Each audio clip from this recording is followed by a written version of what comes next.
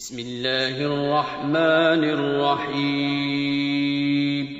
شروع اللہ کا نام لے کر جو بڑا مہربان نہایت رحم والا ہے۔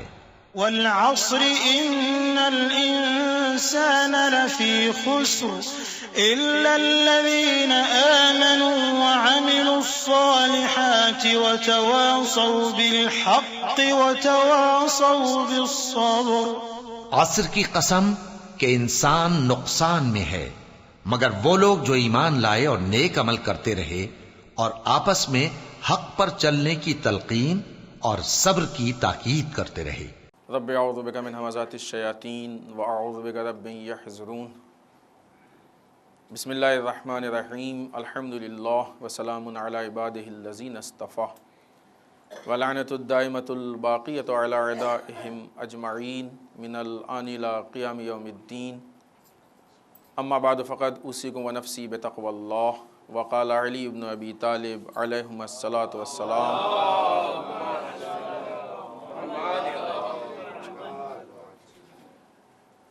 یا بنی احفظ انی اربعا و اربع الی آخرہ۔ عزیزان محترم، اس ہفتے کے اس جمعے کے پہلے خطبے میں سب سے پہلے اپنے نفس کو پھر آپ سب کو تقوی پروردگار کی طرف دعوت دیتے ہوئے، اس لیے کہ انسان کا بہترین سرمایہ تقوی پروردگار۔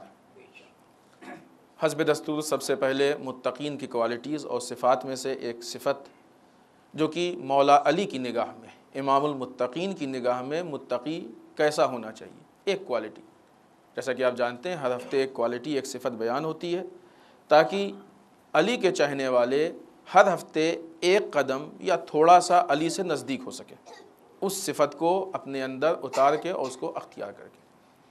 اس ہفتے جو صفت ہم آپ کے سامنے پیش کرنا چاہتے ہیں اس میں مولانا نے ارشاد فرمایا کہ خالق کی ذات متقیوں کی نگاہ میں، متقین کی نگاہ میں اتنی عظیم ہوتی ہے، خداوند متعال کی ذات ان کی نگاہ میں اتنی عظیم ہوتی ہے کہ دنیا، پوری دنیا اور دنیا کی نعمتیں خدا کے مقابلے میں اس کی نگاہ سے گر جاتی ہیں، یعنی پھر وہ خدا کے مقابلے میں کسی اور چیز کو کوئی ویلو نہیں دیتا ہے، اس لیے کہ سب سے عظیم جو ذات ہے وہ ذات پروردگار کی ہے۔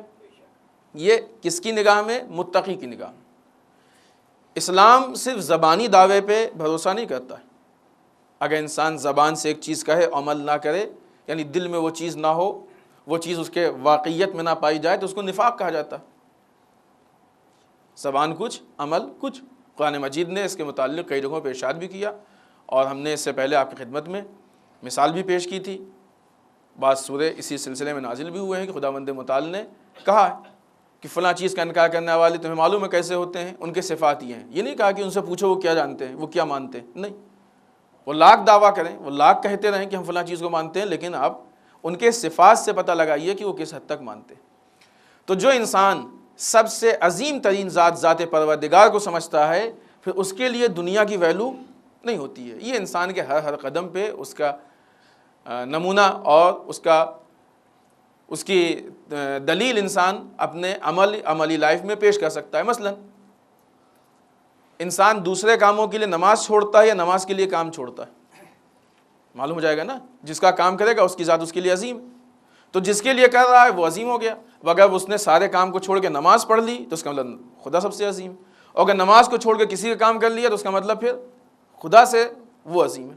یہ یہاں سے لے کے الی آخر ساری مثالیں، انسان کی اپنی جو ذمہ داریاں ہوتی ہیں، انسان کو جو انجام دینا چاہیے، جو زمانے کا تقاضا ہو، جو دین کا تقاضا ہو، ساری مثالیں، مسلح سے لے کے میدان جنگ تک ہر قدم پہ انسان کو دیکھنا ہوگا کہ خدا ہم سے کیا چاہتا ہے، پھر اس کے سامنے انسان کسی اور چیز کو اہمیت اور کسی اور چیز کو ویلو نہیں دے گا۔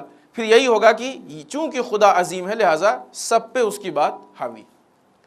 آئیے جس جملے کو ہم نے آپ کے سامنے پیش کیا، بلکہ اس قول کے ایک جز کو، یہ بھی قول مولا کا ایک نسبتاً تھوڑا تفصیلی قول ہے، چونکہ کلمات قصار کی بات ہے، عموماً اس میں ایک جملے دو جملے کی باتیں ہوتی ہیں، اس کی نسبت یہ تھوڑا سا لمبا ہے۔ مولا کائنات نے امام حسن علیہ السلام کو مخاطب کر کے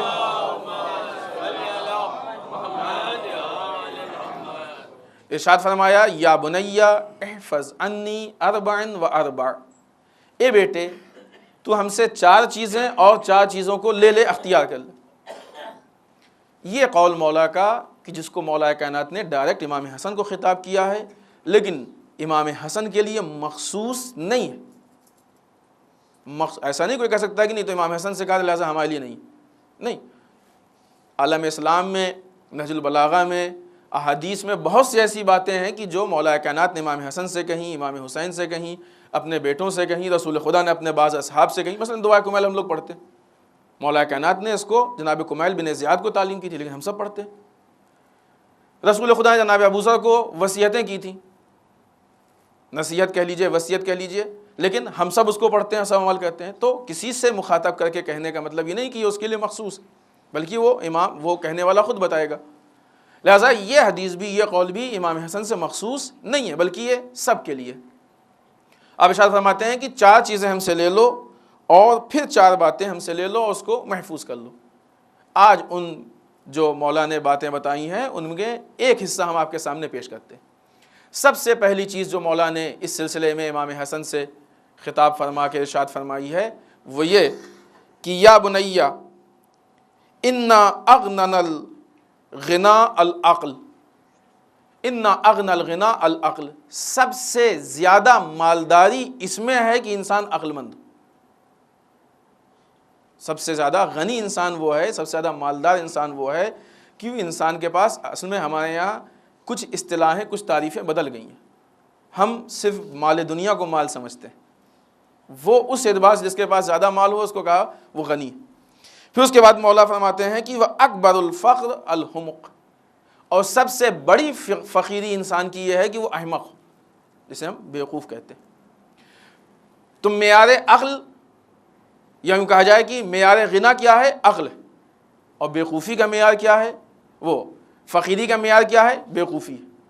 یہ 2 چیزیں ہیں جو مقابلے میں، جس کے پاس جتنی عقل زیادہ ہوگی وہ اتنا ہی بڑا مالدار ہے، اتنی ہی صاحب حیثیت ہے، اتنا ہی غنی ہے، اور جس کے پاس عقل کم ہوگی وہ اتنا ہی کم ہے، حتیٰ کہ اگر احمق ہے، بیوقوف قسم کا ہے تو پھر وہ فقیر ہے۔ اس کے پاس اگر عقل نہیں ہے تو وہ فقیر ہے۔ اس قسم کے اقوال کہ جس میں مولا کائنات نے عقل یا علم کو دوسری چیزوں پہ ترجیح دی ہے، مولا کائنات کے اقوال میں بے انتہا موجود ہے، الا ماشاء اللہ موجود ہے۔ کبھی عقل کو جہالت سے، کبھی عقل کو حماقت سے، کبھی علم کو حماقت سے، اور کبھی علم کو جہالت سے۔ کیوں؟ اس لیے کہ علم و عقل وہ چیزیں ہیں کہ جو ساتھ میں رہتی ہیں، جدا نہیں ہوتی ہیں۔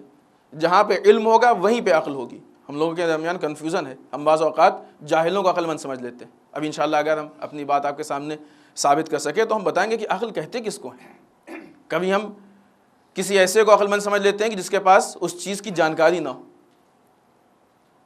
کبھی ہم ایسے کو عقل مند سمجھ لیتے ہیں کہ جو ظاہری اعتبار سے ہمارے معیار پہ ہمیں لگتا ہے کہ وہ بہت زیادہ عقل مند ہے۔ نہیں، ایک معیار ہوتا ہے، ورنہ اگر آپ سماج میں پوچھیے تو شاید ہی کوئی آدمی ایسا ہو کہ جو یہ کہے کہ ہم عقل مند نہیں ہیں۔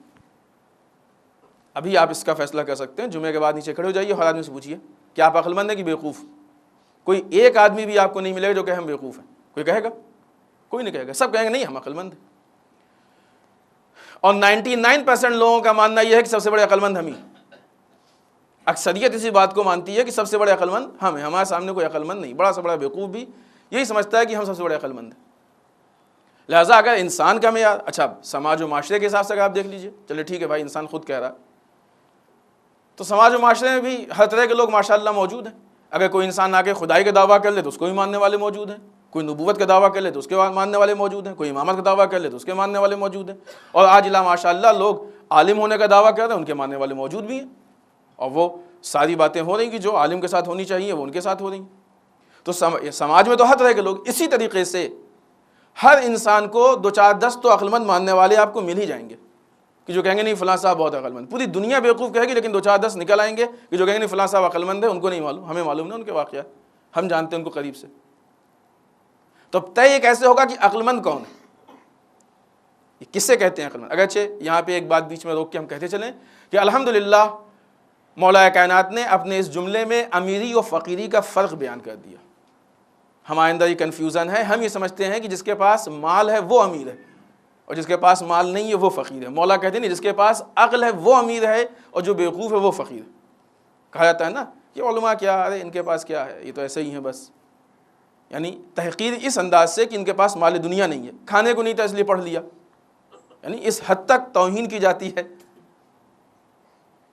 بہرحال یہ ہمارا موضوع نہیں ہے کہ ہم اس وقت بولیں، لیکن واقعی یہ بولنے کی چیز ہے، اس لیے کہ مقصد یہ نہیں ہے. مقصد یہ ہے کہ جس مرکز سے آپ کو اپنے دین کی باتیں لینی ہیں، جب وہ مرکز آپ کی نگاہ میں اس کی توہین ہو جائے گی، اس کا اعتبار ختم ہو جائے گا، تو آپ کے دین کا سلسلہ رک جائے گا.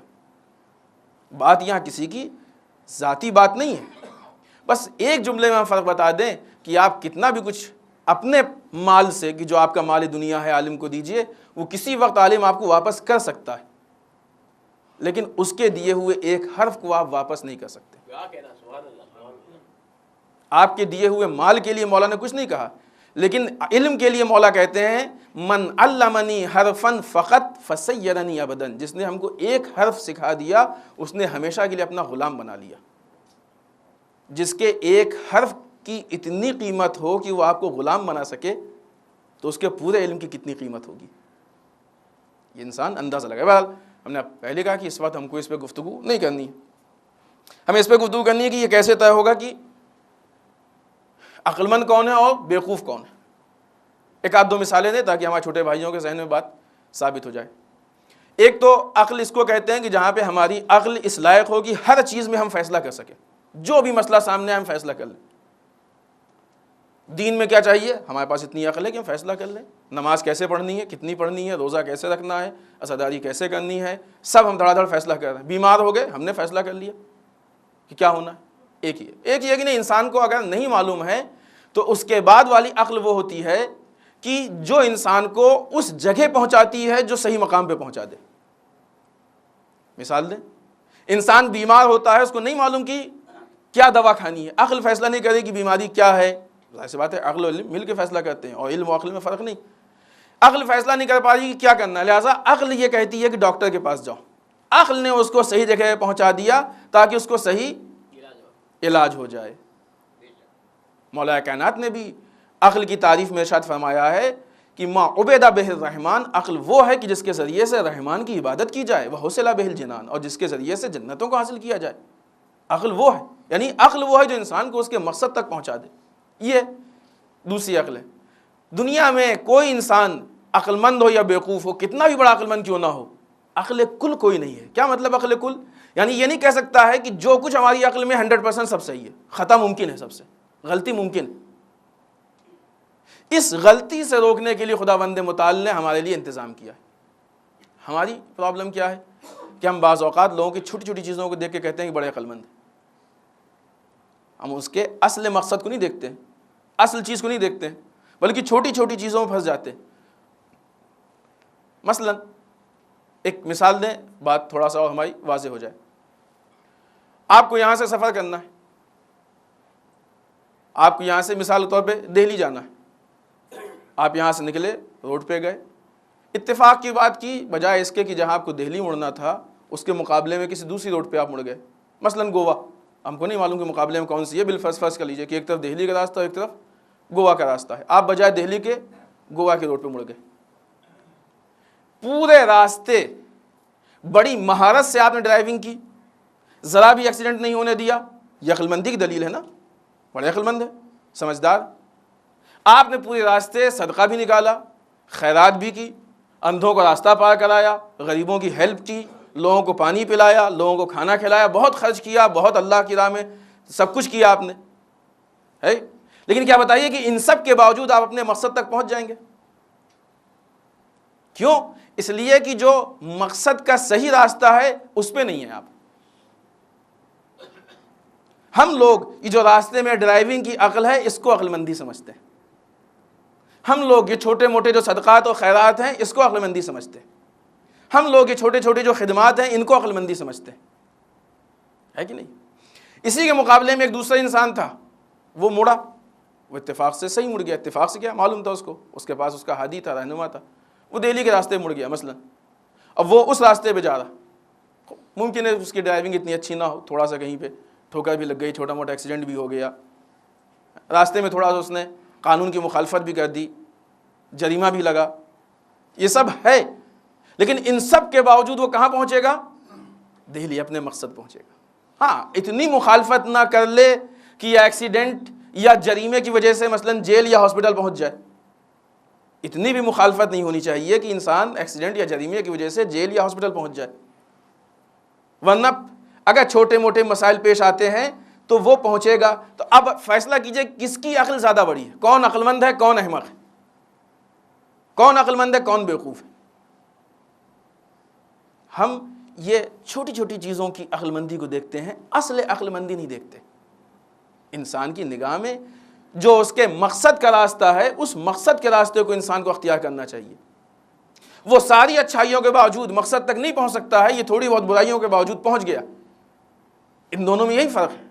عزیزان محترم، خداوند متعال نے بھی اسی طریقے سے ہمارے لیے ایک رہنمائی کا انتظام کیا ہے، ایک رہبر کا انتظام کیا ہے، ایک لیڈر کا انتظام کیا ہے۔ ہماری ساری عقل مندی اس میں ہے کہ ہم صحیح لیڈر کا انتخاب کر لیں۔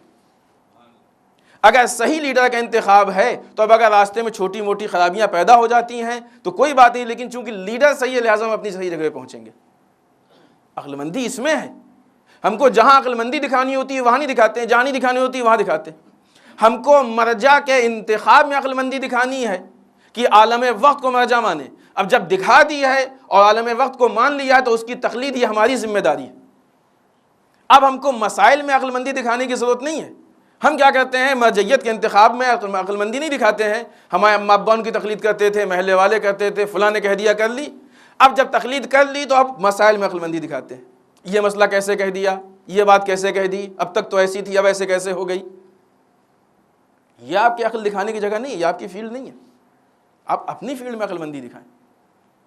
تو صحیح عقل کیا ہے؟ انتخاب، صحیح لیڈر کا انتخاب، صحیح راستے کا انتخاب، صحیح چیز کا انتخاب۔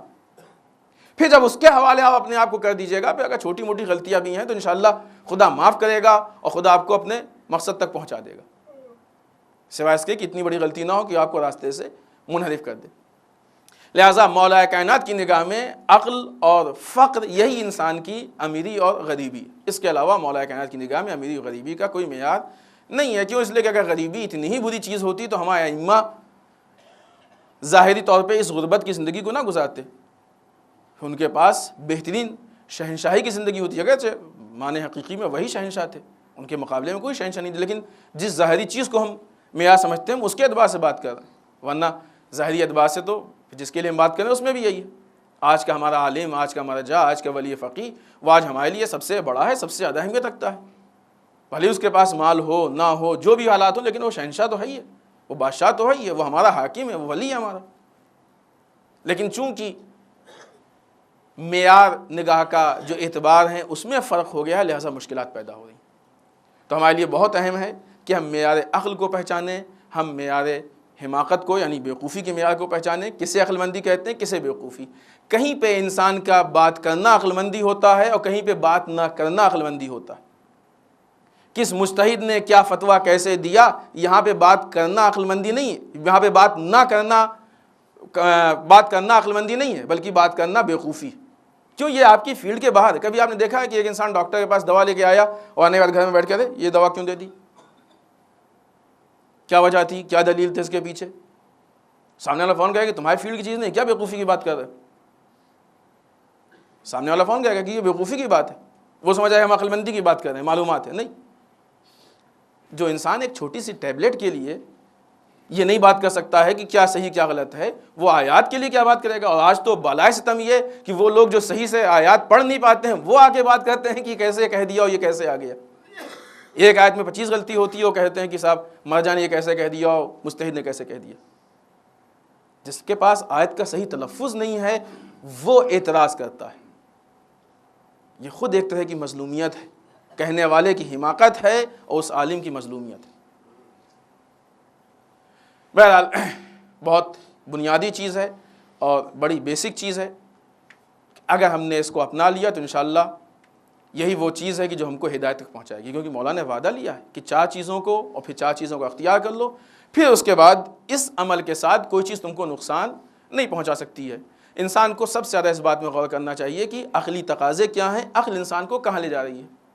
اگر انسان نے اس پہ غور کر لیا تو اس کے بعد پھر کوئی دوسری چیز اس کو نقصان نہیں پہنچا پائے گی۔ بسم اللہ الرحمن الرحیم، انا اعطیناک الکوثر فصلی لربک وانحر انا شانئک ھو الابتر۔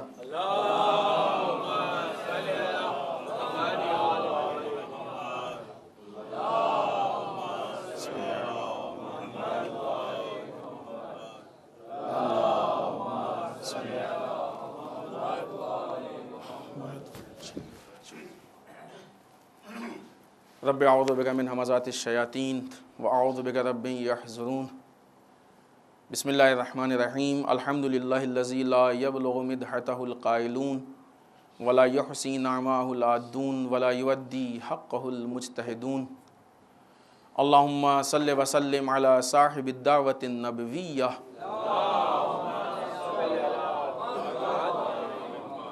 والصولۃ الحیدریہ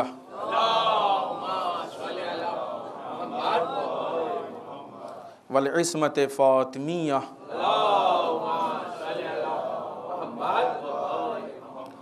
والحلم الحسنیہ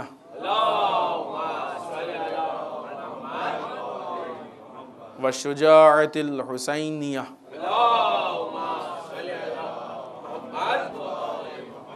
والعبادت السجادیہ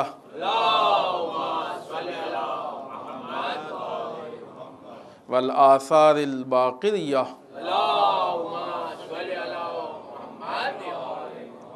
والمعصر الجعفریہ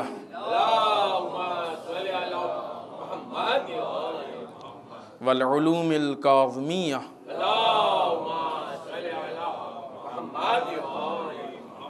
والرضاء الرضویہ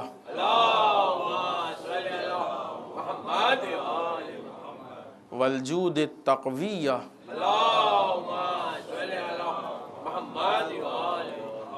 والنقاوة النقویہ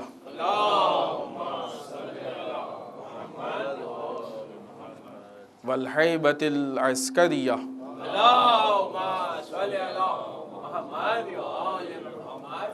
وغیبة الہیہ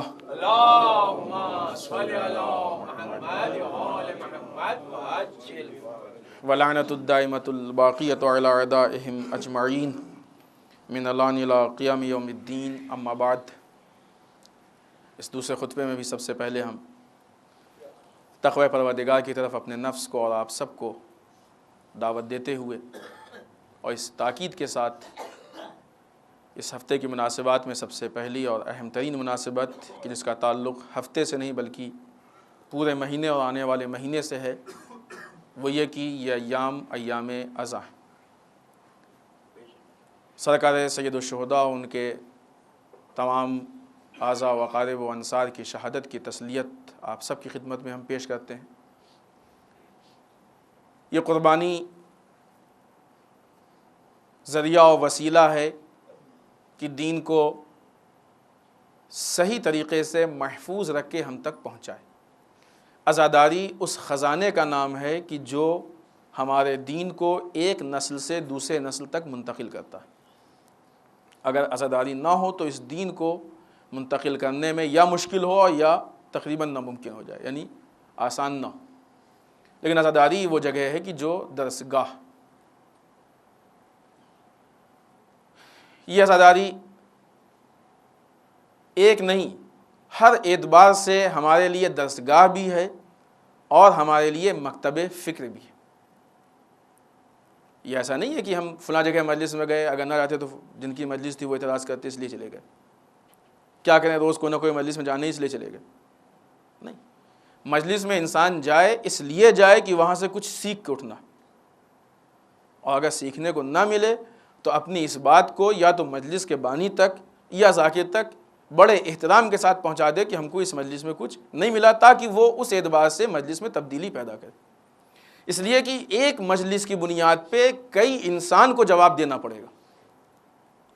مجلس نہیں، ہر اسپیچ کے لیے، ہر پروگرام کے لیے، محفل ہو، مجلس، اگر ایک مجلس ہے تو ذاکر کو جواب دینا پڑے گا کہ ان لوگوں کے لیے تم نے کیا پیش کیا، آیا اس مجلس میں تو تم نے کہا یہ اس 1 گھنٹے کا محصل تھا کہ 1 گھنٹے کے حساب سے یہ کافی ہے، یعنی کچھ دیا یا خالی یوں ہی ان کا ٹائم گزر گیا۔ صاحب خانہ یا آرگنائزر یا اگر کسی ادارے میں تو ٹرسٹی، ان لوگوں کو جواب دینا پڑے گا کہ تم نے کس کو بلایا، کیا تم نے ایسے کو بلایا کہ جو ان کو کچھ دے سکے؟ یہ تمہاری ذمہ داری ہے، یہ خدا کے یہاں جواب ہوگی، یہ بات ہماری اور آپ کی نہیں ہے کہ ہم کچھ بھی آپ کو کہہ دیں اور آپ کچھ بھی ہمیں کہہ لیں، نہیں، خدا کے سامنے جواب دینا پڑے گا انسان کو۔ اور اسی طریقے سے شرکت کرنے والوں کو جواب دینا ہوگا کہ تم گئے کہاں تھے۔ یا انسان کی وہ مولانا کیا کریں، آج کل کی مجلسیں تو ایسی ہو گئی ہیں کہ اس میں کچھ ہوتا ہی نہیں ہے، اور پھر پہنچ گیا، اگر کچھ نہیں ہوتا جا کیوں رہے ہیں آپ؟ شکایت بھی کر رہے ہیں اور پھر پہنچ بھی رہے ہیں۔ اگر آپ کو معلوم ہے کہ نہیں ہے تو کیوں جا رہے ہیں آپ اس اعتبار سے معیار کو بلند کرنے کی کوشش کیجیے آپ۔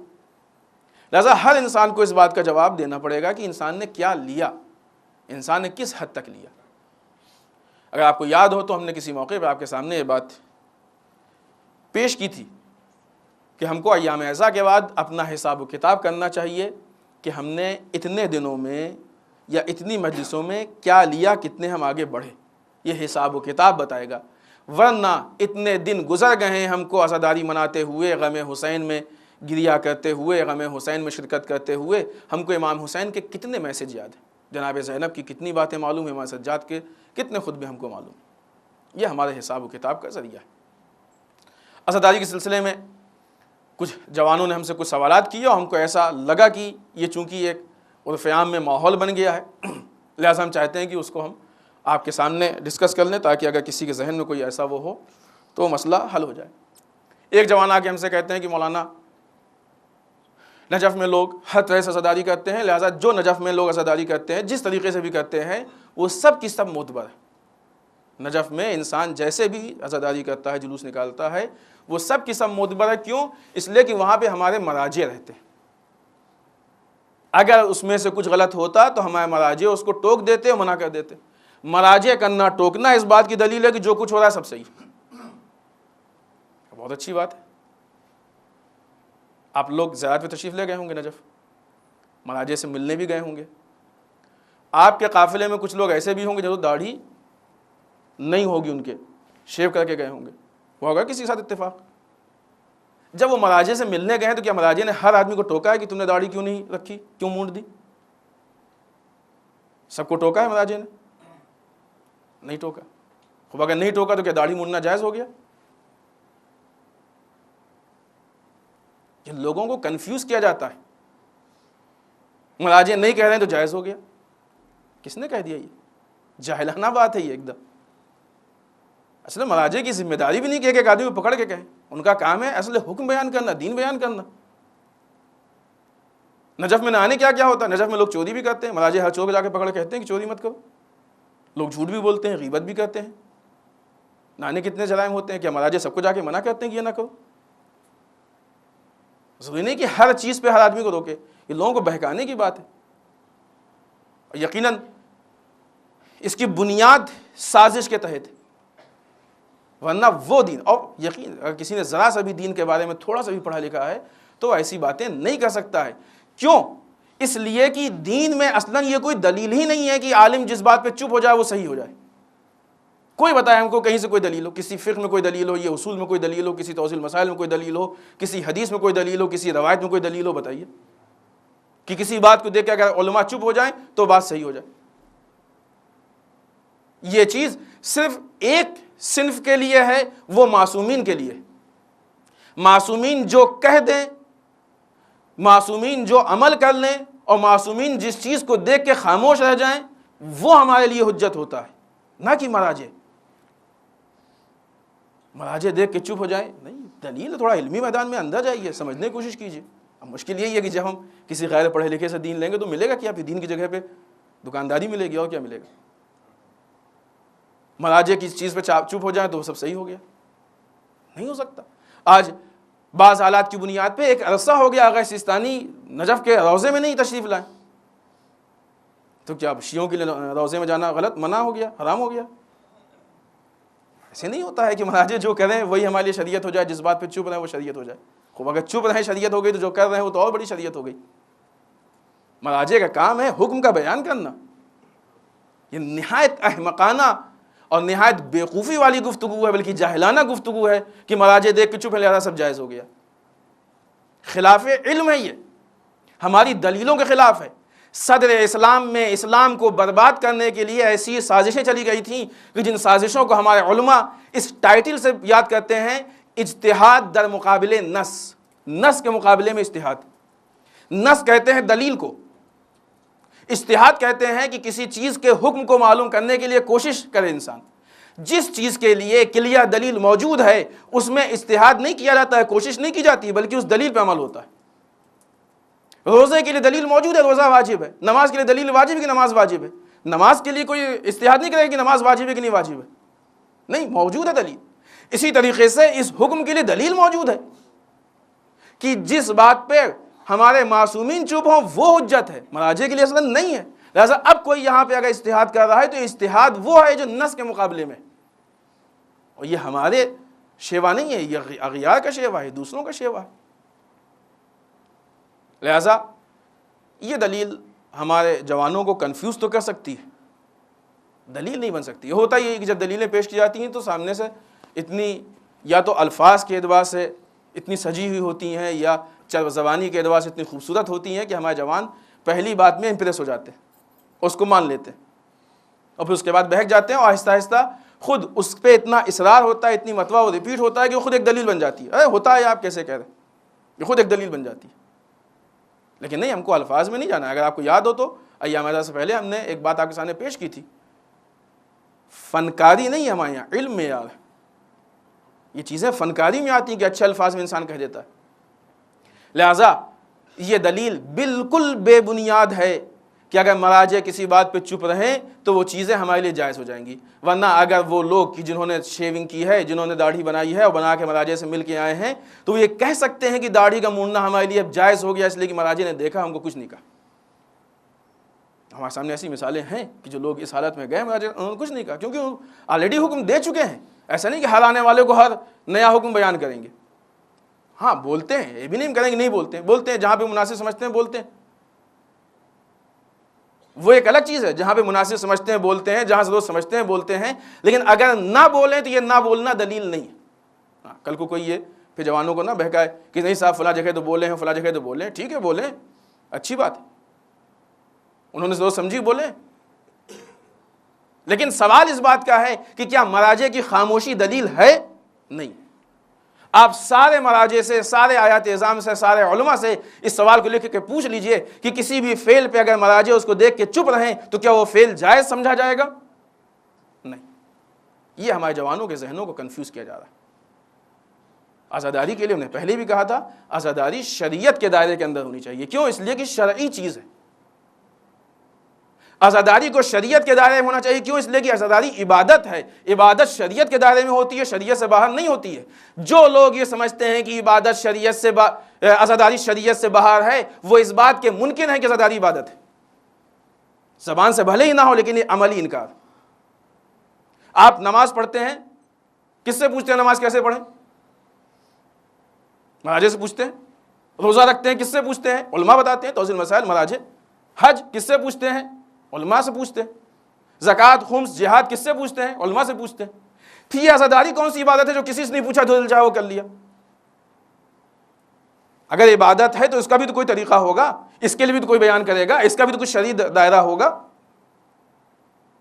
اس کا مطلب کہ جو لوگ عزاداری کو آزاد بنا رہے ہیں وہ عملاً یہ بات ثابت کرنا چاہتے ہیں کہ وہ ساری عبادتیں ہیں اس لیے ہم پوچھتے ہیں، اور نعوذ باللہ یہ عبادت نہیں ہے اس لیے نہیں پوچھتے ہیں۔ نہیں، یہ بھی عبادت ہے، اس کو بھی پوچھنا ہے۔ جس طریقے سے آپ نماز پڑھنے میں آزاد نہیں ہے، روزہ رکھنے میں آزاد نہیں ہے، حج کرنے میں آزاد نہیں ہے، خمس و زکوٰۃ میں آزاد نہیں ہے، اسی طریقے سے عزاداری میں بھی آزاد نہیں۔ ہاں باقی چیزوں میں مثلا نماز میں بعض مستحبات ہیں، شریعت نے آپ کو اجازت دی ہے کہ آپ کریں نہ کریں۔ اسی طریقے سے یہاں بھی بعض اجزاء ہیں جو مستحبات ہیں، آپ کریں نہ کریں، وہ ایک اپنی الگ چیز ہے جو مستحبات کی اس میں، لیکن وہ بھی معلوم کرنا پڑے گا کیا ہے کیا نہیں ہے۔ دوسری چیز اس طرح ہم یہاں بیان بھی نہیں کر سکتے، اگرچہ بہت زیادہ باتیں اور بہت زیادہ سوالات ہیں کہ جو سامنے آئے ہیں، لیکن یہ دوسری کہ جب یہ بات آئی تو پھر اب وہ پلٹ کے کہتے ہیں کہ مولانا مادر حسین کو کیا جواب دیں گے؟ شریعت بیان کرنے میں مادر حسین کو کیا جواب دیں گے؟ ہم نے ان سے پوچھا یہ بتائیے مادر حسین کا سوال کیا ہے؟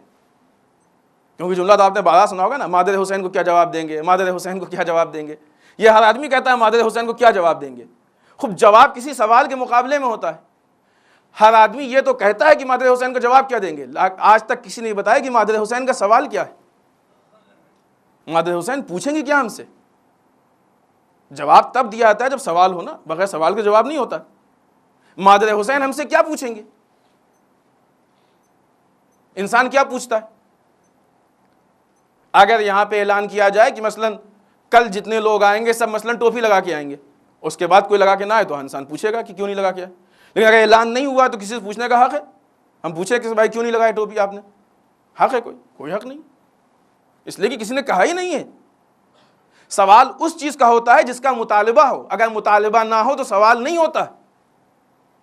اس چیز کو پہلے بات وہی ہے کہ اچھے اچھے الفاظ میں بہکا لینا بہت آسان ہے، مسئلے کی تہ اور بنیاد تک جانا یہ علمی کام ہے.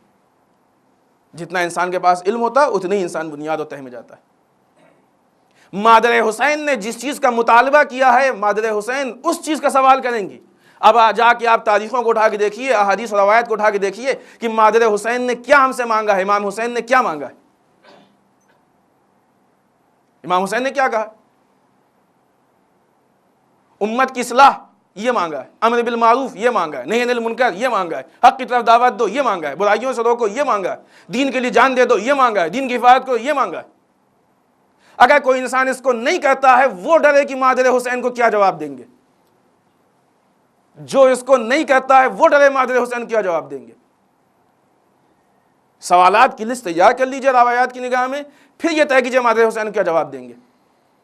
اور اگر اس کے علاوہ کوئی سوال ہے تو آپ سے پہلے امام سجاد کو ڈرنا چاہیے مادر حسین کو کیا جواب دیں گے. بیٹا سجاد تم تو کربلا میں تھے، تم نے تو اپنی آنکھوں سے غم حسین کو دیکھا ہے، امام حسین کی شہادت و مظالم کو دیکھا ہے.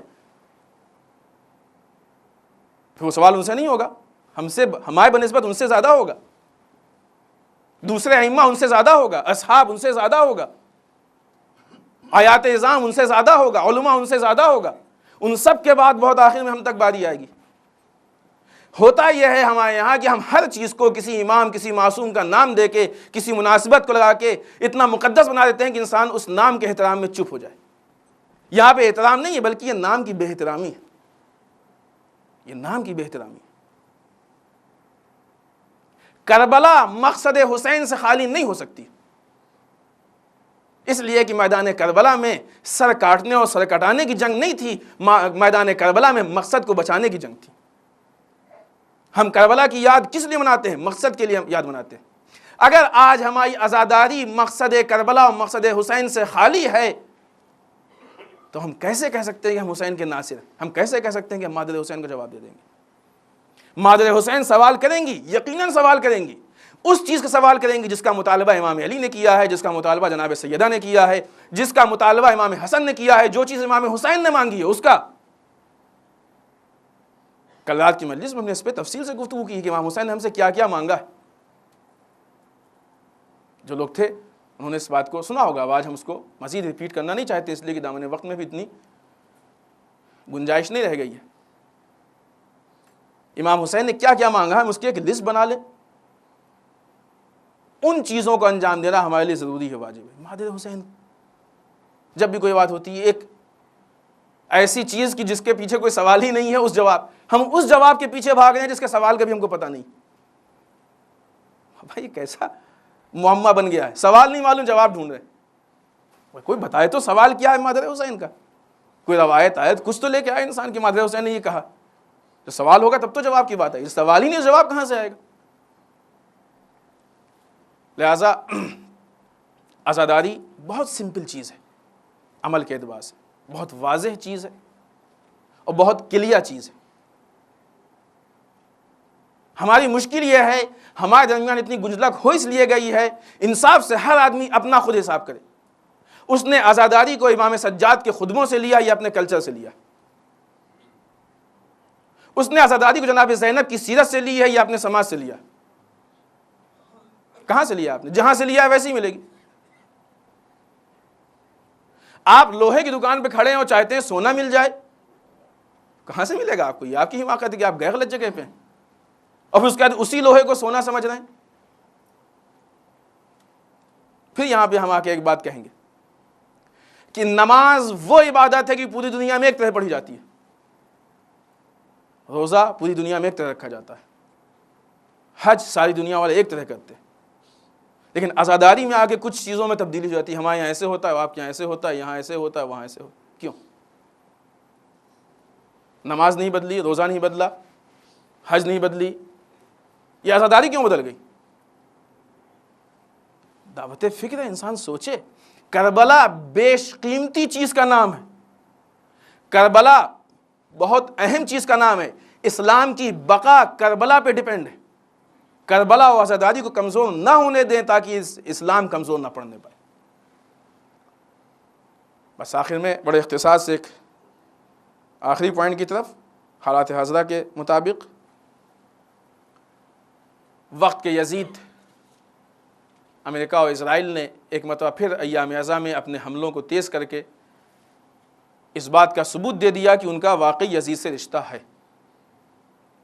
آپ نے دیکھا ہوگا اور سنا ہوگا کہ بالخصوص عشرہ اولیٰ میں پاکستان میں بھی بے انتہا شیعوں کو مارا گیا, اور فلسطین میں بالخصوص غزہ میں حملے ہوئے کہ جس کا سلسلہ تقریباً جاری ہے.